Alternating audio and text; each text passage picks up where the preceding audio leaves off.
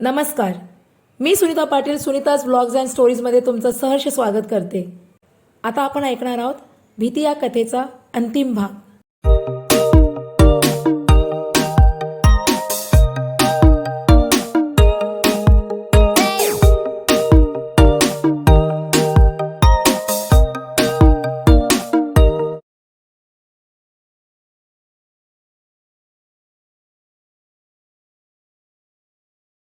सकाळी बाबा पुन्हा हॉस्पिटलमध्ये आले. डॉक्टर आपल्या केबिनमध्ये होतेच. डॉक्टर साहेब, हो या ना, बसा. ते समोरच्या खुर्चीवर बसले. रागिनीची तब्येत कशी आहे आता? कधीपर्यंत डिस्चार्ज मिळेल? हो, त्यासाठीच मी तुम्हाला बोलावलं आहे. फिजिकली ती एकदम फिट आहे. पण डॉक्टर बोलता बोलता थांबले. पण काय डॉक्टर? बाबांच्या चेहऱ्यावर चिंता पसरली. थोडं माहिती असावं म्हणून विचारतोय. डॉक्टर खुर्चीवर मागे सरकत म्हणाले, डॉक्टर साहेब, काय ते स्पष्ट विचारा ना. रागिनीसोबत पूर्वी एखादी वाईट घटना घडली आहे का, जिचा तिच्या मनावरती खोल परिणाम झाला आहे आणि ते तिच्या मनात आज पण घर करून बसलं आहे? नाही डॉक्टर, असं काहीच झालेलं नाही आहे. पण लग्नानंतर तिचं नवऱ्यासोबत पटत नव्हतं, म्हणून ती 2 वर्षापासून वेगळी राहते. लग्नानंतर तिला डिप्रेशन वगैरे काही, झोप न लागणं, झोपेच्या गोळ्या वगैरे? नाही डॉक्टर साहेब, असं काहीच नाही. उलट आपल्या कामात ती एवढी बिझी असते की रात्री अंथरुणात पडल्या पडल्याच झोपते. पण असं का विचारताय? आम्ही कालपासून तिच्या तब्येतीवर नजर ठेवून आहोत. बोलता बोलता ते खुर्चीवरून उठत पुन्हा सांगू लागले, तिच्या मनावर कसलंसं दडपण आहे. कसलीशी भीती तिच्या मनात दडली आहे, जी ती कोणालाच सांगत नाही आहे. भीती आणि रागिनीच्या मनात. डॉक्टर, ती खूप मनमोकळ्या स्वभावाची आहे. मनात खचून कुजून जाणारी ती नाही.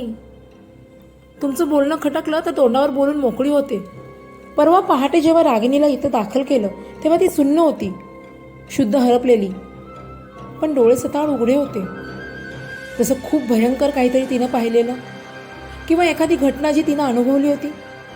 म्हणजे मला नाही समजलं. कुणीतरी तिला भीती दाखवली आहे किंवा जीवे मारण्याची धमकी दिली आहे, असं काहीच. भीती दाखवली? तिचे रिपोर्ट्स पाहून दिसतंय की ती फिजिकली व्यवस्थित असली तरी मेंटली खूप डिस्टर्ब आहे. जसे एखादा मानसिक आजाराने तिला जखडले. काही टेस्ट कराव्या लागतील. रागिनी बेडवर डोळे बंद करून पडून होती. तिच्या कानात अजूनही त्याचे शब्द घुमत होते. भीती कसलीही असेल, अंधाराची, सावलीची. आणि तोच आईनं हाक दिली तसे हळुवारपणे डोळे उघडून आईकडे पाहिलं. सुमित आलाय. आईनं रागिनीला सांगितलं, सुमित ये ना. सुमित हातात फुलांचा गुच्छ घेऊन तो मनात संकोचल्यासारखा आजूबाजूला पाहत आत आला. बसा तुम्ही, मी पाहते यांना. आई तिथून बाहेर पडली तसा सुमित कचवाचत पुढे आला, डोळे किंचित लाल झालेले. तिच्या हातात देण्यासाठी तो फुलांचा गुच्छ पुढे केला तसा तिनं तो घेऊन बाजूला टेबलावर ठेवून दिला. कसं वाटते तुला आता? ठीक आहे आता. काही सेकंद अशीच निघून गेली, शांत, अबोलपणे. तुझा जॉब कसा सुरू आहे? तिनं विचारलं तसा थोडा उदास होत चेअरवर बसला. जॉब आहे, ठीक आहे. काम का करायचं आणि कोणासाठी करायचं हेच कळेनासं झालंय. कोणासाठी म्हणजे? पिणं बंद केलंस? नाईलाज म्हणून प्यावी लागते. नाहीतर एवढं मोठं घर हे अक्षरशः खायला उठतं. नोकर येतात आणि त्यांचं काम आवरून निघून जातात. मग उरतो मी एवढ्या मोठ्या घरात. आता नाईलाज झालाय. पण मी होते तेव्हाही सुरूच होतं की. मग कुठलाही विषय काढायचा आणि रागिनी, मला फक्त एक संधी देशील का गं? प्लीज. मी आता काहीच सांगू नाही शकत. शनिवारी रात्री तिला हॉस्पिटलमध्येच राहावं लागणार होतं. रात्र खूप झाली तशी आई तिच्याजवळ हॉस्पिटलमध्ये थांबली आणि बाकीचे सर्व निघून गेले. रागिनी हॉस्पिटलच्या वॉर्डमधून चालत आजूबाजूला पाहत होती. नाना तऱ्हेचे रुग्ण तिला दिसत होते. लहान मोठे, वयस्कर, स्त्रिया, पुरुष. ते रुग्ण पाहत ती तशीच चालत होती की अचानक तिला मागून एक हाक ऐकू आली. तो आवाज ओळखीचा होता. झटकन तिने मागे पाहिलं आणि आणि तशीच निरखून पाहू लागली, पण मागे कोणीच नव्हतं. ती क्षणभर मागे पाहत राहिली आणि पुन्हा समोर पाहिलं आणि थक्कच झाली. अगदी सुन्न होऊन समोर पाहू लागली. क्षणात सारं चित्र बदलत होतं. त्या हॉस्पिटलमध्ये ती आता एकटीच होती.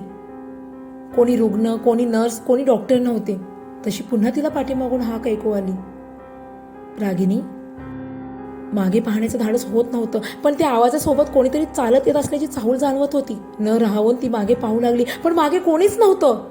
पण यापेक्षाही सुन्न करणारी एक गोष्ट होती, ती म्हणजे तिची सावली, जी कुठेच नव्हती.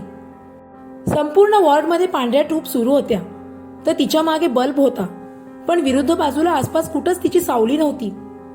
काही समजायच्या आतच तिला कोणीतरी चालत येत असल्याचे जाणवू लागलं. तिची नजर त्या आवाजावर खिळली. आवाज पाठीमागून येत होता. तिनं किंचित मान फिरून पाहिलं तर भिंतीपलीकडून एक काळी सावली जमिनीवरून हळूहळू सरकत होती. रागिनी डोळे विस्फारून त्या सावलीकडे पाहत होती. तिथून धावण्याचा प्रयत्न करत होती, पण तिला जागचं हलता येत नव्हतं. तिच्या काळजाची धडधड कमालीची वाढलेली आणि कपाळावर घामाचे थेंब जमले होते. पाय जमिनीत रुतल्यासारखी होती तिची अवस्था. जोरात ओरडावं, किंचाळावं असं वाटत होतं, पण तोंडातून आवाजच फुटत नव्हता. मागे वळून पाहत तिने समोर पाहिलं. सर्वत्र प्रकाश पसरलेला. त्यातच मागून येणारी ती सावली पुढे सरकत होती जमिनीवरून. काही अंतरावर ती सावली तशीच स्थिरावली आणि मागे छतावरचा तो बल्ब चर चर करत कमी जास्त होऊ लागला. आणि पुढे लांब हॉस्पिटलच्या त्या निर्जन वॉर्डमध्ये एक एक लाईट बंद होत लख्ख काळोख पुढे सरकत होता. समोरून धावत येणारा काळोख, मागून येणारी ती काळीकुट्ट सावली आणि तिची हतबल अवस्था यात भीतीनंच थरारून गेली. क्षणात अंधार पसरत पुन्हा प्रकाश पडू लागला. या लपंडावात ती सावली उभी राहत होती आणि क्षणात ती अंगावर झेपावली. त्या सरशी रागिनी जीवाच्या आकांताने ओरडली. तसं कोणीतरी तिच्या खांद्यावर हात ठेवला. तो हात झटकून ती बाजूला होताना जमिनीवर कोसळली. "हो मॅडम, शुद्धीवर या." रागिनी सुन्नपणे तो आवाज ऐकू लागली. समोर एक नर्स उभी होती, जी तिला तिच्या खांद्याला पकडून शुद्धीवर आणत होती. तर आजूबाजूलाही बरेच लोक जमलेले होते, कुतूहलाने पाहत होते. रागिनी बेडवर पडून होती, तर आई बाजूला बसलेली. "रागिनी, काय झालंय? काय होतंय काय तुला?" आई काळजीने विचारत होती, पण रागिनी एकदम सुन्न झालेली. ती अजूनही त्या धक्क्यातून सावरली नव्हती. "रागिनी, काय विचारते मी?" आई थोडी रागावली. "हं, काही नाही, थोडं डोकं जड झालंय." रागिनी सांगणं टाळत होती. काय सांगणार आणि कसं सांगणार? ज्यांनी आजवर माझ्याशी असे विचित्र अनुभव शेअर केले त्यांना मी मनोरुग्ण समजत होती, आणि आज मी या सर्वातून जाते म्हणजे मलाही डॉक्टर हेच म्हणतील? मनोरुग्ण? डॉक्टरांनी दिलेले औषध घेऊन रागिनी बेडवर आडवी झाली. आयुष्यात खूप काही सहन केले असंही नाही. सुमित आणखीन एक संधी मागतोय, द्यावी का? नको. पुन्हा तेच सुरू झाले तर? किती छान होते ते दिवस, किती काळजी घ्यायची. लग्नाची ती 3 वर्ष किती सुरेख होती. ती आपल्या भूतकाळात गेली. डोळ्यावर झापड आलेली, त्यामुळे झोप कधी लागली हे तिला कळलंच नाही. कसल्याचा आवाज येत होता, पण लख्ख काळोखात काहीच दिसत नव्हतं. पण आवाज वाढतच होता, जसं कोणी धापा टाकतंय. हळूहळू तो आवाज स्पष्ट होत गेला. अंग पुरतं घामाने भिजलं होतं, तर काळजाची धडधड वाढलेली होती. लाईट सुरूच होती. बाजूला पाहिलं तर आई शांत झोपलेली. थोडा वेळ ती तशीच बसली.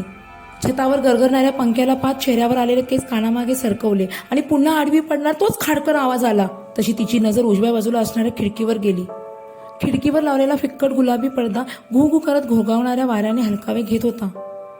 बेडवरून खाली उतरून ती चालत खिडकीजवळ गेली. पडदा बाजूला करत पाहिलं. बाहेर पावसाच्या तुरळक सरी कोसळत होत्या.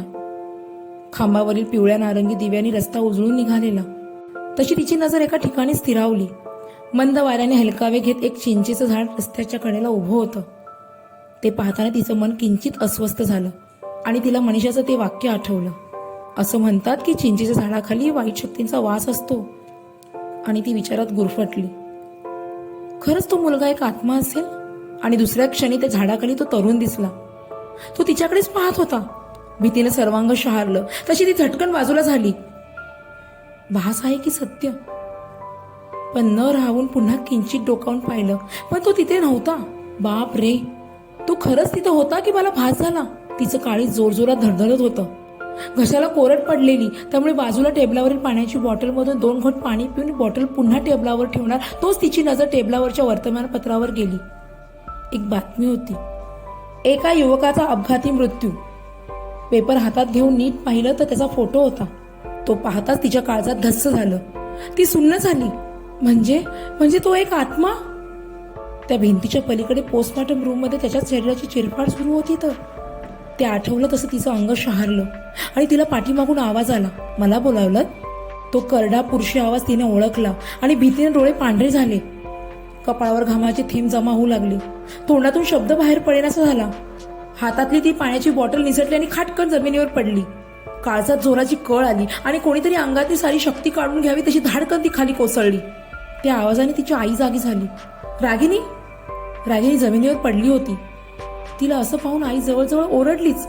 बाळ, काय झालं ग तुला? आई धावतच रागिनीजवळ गेली. आईच्या आवाजाने एक नर्स धावत आली.